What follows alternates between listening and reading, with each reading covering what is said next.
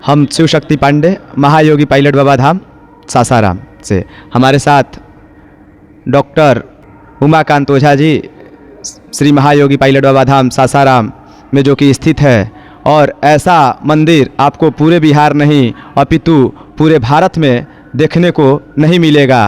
वैसा ये विशाल मंदिर है जहाँ भगवान शिव जो कि सोमनाथ मंदिर के स्वरूप में बना हुआ है और स्फटिक के रूप में यहाँ विराजमान हैं। इस मंदिर में शिव के साथ साथ भगवान बौद्ध भी स्थापित हैं। अब सुनिए आप हमारे डॉक्टर उमाकांत ओझा जी से यहाँ के बारे में कुछ। मेरी जो मौजूदगी है वो बिहार के जो है रोहतास जिला में सासाराम में। यहाँ पर जो है पायलट बाबा के नाम से जो एरिया जाना जाता है, और ये जो है यहाँ पर जो हम मंदिर परिसर की जानकारी लेना चाहते हैं। देखने में आ रहा है कि हम आए तो लगता है कि यही मंत्र मुग्ध के अनुसार लगता है यहीं पर ऐसा लगता है, महसूस होता है। तो ये कैसा वातावरण है, ये कहाँ से क्या स्थापना को लेकर के हो, क्या व्यवस्था को लेकर के हो, मंदिर परिसर के बारे में कोई जानकारी दें जो बिहार प्रदेशवासियों और भारत प्रदेशवासियों और अदर विश्व में जो अगर ये अगर देख रहे हैं तो उस चीज़ को लेकर के यहाँ पर आए, एक बार जरूर जो है यहाँ पर सासाराम में आए इस धरती पर, और दर्शन करने के लिए, घूमने के लिए, जो है समझने के लिए। जो व्यक्ति कन्वर्जन का जो शिकार होते आ रहे हैं वो अज्ञानतावश के कारण जो है जो कन्वर्जन हो रहा है, इन तमाम बातों के लिए बाबा क्या उन लोगों को, जनता जनार्दन को जो अधर्म की ओर लेके जा रहे हैं, क्या कुछ संदेश देना चाहते हैं? सोमनाथ की पावन धारा से आप समस्त बिहारवासियों को मैं शुभकामना देता हूँ। एक बात मुझे अवश्य कहनी है, हमारे धर्मों में सबको लेके चलने का एक भावना है, एक प्रेरणा है, जो हमारे ऋषियों ने, मुनियों ने, ज्ञानियों ने हम सबको उपदेश दिया है, हम सबको बताया भी है, मार्गदर्शन भी किया है। जैसा कि आप सब जानते हैं, सर्वे भवन्तु सुखिनः ने बहुत सारे दर्शनों को मैंने अध्ययन किया, लेकिन अध्ययन के सार के रूप में मुझे यही प्राप्त हुआ, जो हमारा दर्शन, मेरा सिद्धांत, मेरे ग्रंथ जितने व्यवहारिक धरातल पर आज भी उत्कृष्ट और इतने सर्वसम्मत हैं, जो हम सब के लिए अनुकरणीय करना चाहिए। सर्वे भवन्तु सुखिनः ये संदेश वसुधैव कुटुंबकम का संदेश बहुत सारे आपने भी जीवन में दर्शन पढ़ा होगा, लेकिन इस दर्शन से क्या हमें शिक्षा और प्रेरणा मिलती है? सभी को साथ लेके चलना। हम साथ चलेंगे, साथ बोलेंगे और हमारा मन, आपका मन एक जैसा हो, तभी इस राष्ट्र की उन्नति, इस बिहार की उन्नति, हम सब की उन्नति तभी संभव होगी। क्या लगता है कि पहले के जो है ज्ञानी लोग थे, पहले के गुरुकुल है, जो इसमें जो है शिक्षा और संस्कार दोनों मिलती हैं, तो कहीं ना कहीं आज के डेट में देखा जा रहा है कि आज़ादी के बाद जो एजुकेशन मिनिस्टर कौन थे, वही रहते हैं जो हिस्ट्री को लेकर के जो यहाँ तक कि हम यहाँ पर आए हैं, आने के बाद मेरे को थोड़ा सा रोना महसूस होने लगा, क्योंकि यहाँ पर जो है ताराचंदी में जो है वहाँ पर जो है हकीकत उठे हुए हैं, आप जानते होंगे, नाम लेना हमको उचित नहीं समझते हैं, तो ये चीज़ को लेकर देखने को मिला। तो इस चीज़ को लेकर भी कहते हैं कि क्या गुरुकुल जो है अभी होना चाहिए, लगना चाहिए? बिल्कुल, शिक्षा के पद्धति में आमूल परिवर्तन की आवश्यकता है। बच्चों की शिक्षा तो ग्रहण लोग कर रहे हैं, लेकिन शिक्षा के साथ संस्कार का समाविष्ट नहीं हो पा रहा है। आजकल भारतीय ज्ञान परंपरा ने हमें शिक्षा के साथ संस्कार की अत्यंत आवश्यकता है। चरित्र का निर्माण हम सबकी आवश्यकता है, क्योंकि बच्चों का चरित्र का इस प्रकार से पतन हो गया, जिस प्रकार से भारतीय संस्कार लगता नहीं है। हम कभी अपने ज्ञान से, अपने तपोबल से, अपने बुद्धि से और विवेक से हम कभी विश्व गुरु हुआ करते थे, और ये संदेश हम चाहते हैं सब जन जन तक पहुँचे, पूरे देश तक पहुँचे कि हम कभी विश्व गुरु हुआ करते थे। अपनी ख्याति को, अपनी मर्यादा को, अपनी शीलता को, अपने आचरण को हम खो दिए। इसलिए मैं चाहता हूँ इस प्रांगण में और समस्त बिहारवासियों में गुरुकुल पद्धति की शिक्षा का निर्माण हो। सरकार इस पर समर्थन करे और गुरुकुल पद्धति के निर्माण से बच्चों का चारित्रिक निर्माण किया जाए, तभी इस राष्ट्र की उन्नति संभव हो जाएगी।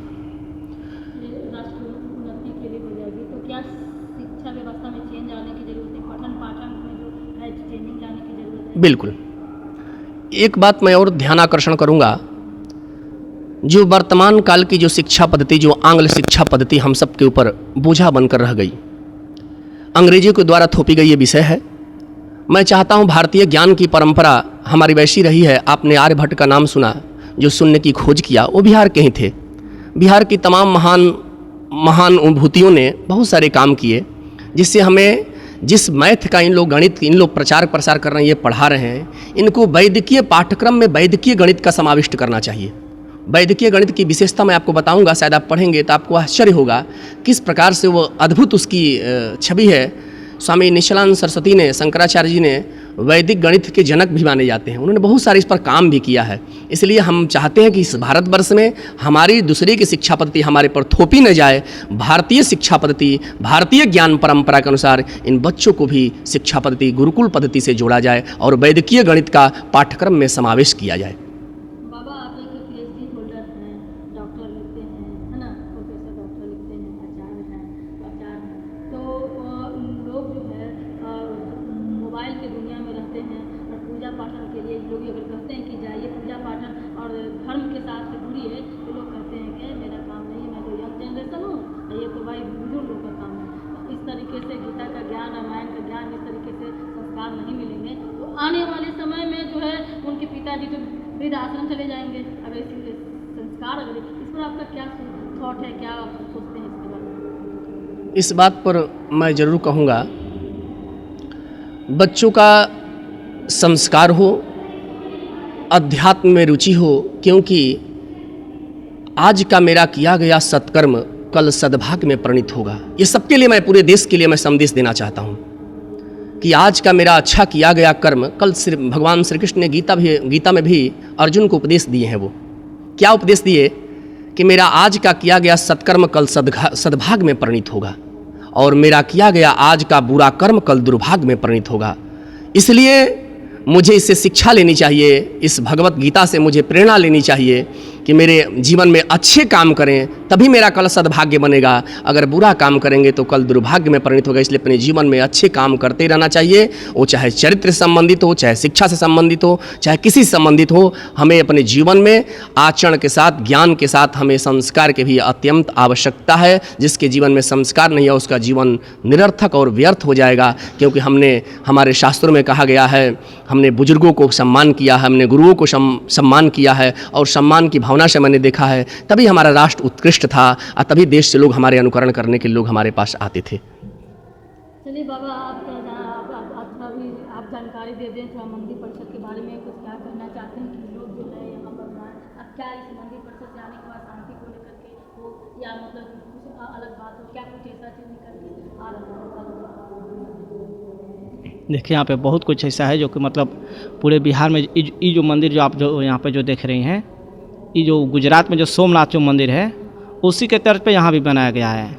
इसका भी नाम पूर्वोत्तर ज्योतिर्लिंग सोमनाथ ही रखा गया है।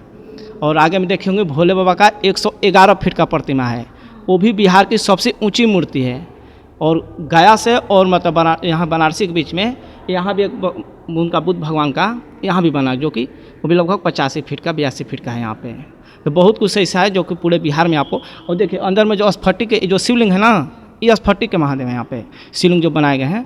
तो बहुत कुछ ऐसा है जो कि मतलब पूरे बिहार में ऐसा नहीं मिलेगा आपको।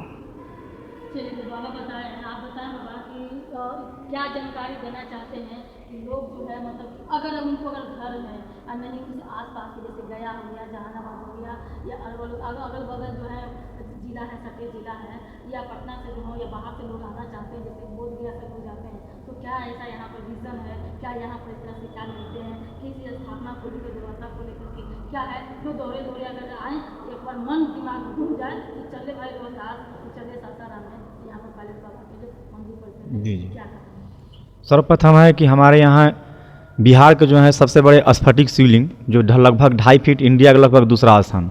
और हमारे सनातन धर्म में भी लिखा है कि स्फटिक के दर्शन मात्र से जो पूर्व जन्म का जो पाप होता है इस जन्म में कटता है और मन को शांति मिलता है स्फटिक दर्शन से जी। और रही बात कि हम लोग को जो पार्ट जो यहाँ पर बनवाए मंदिर, वो सब धर्म को लेकर चले हुए हैं।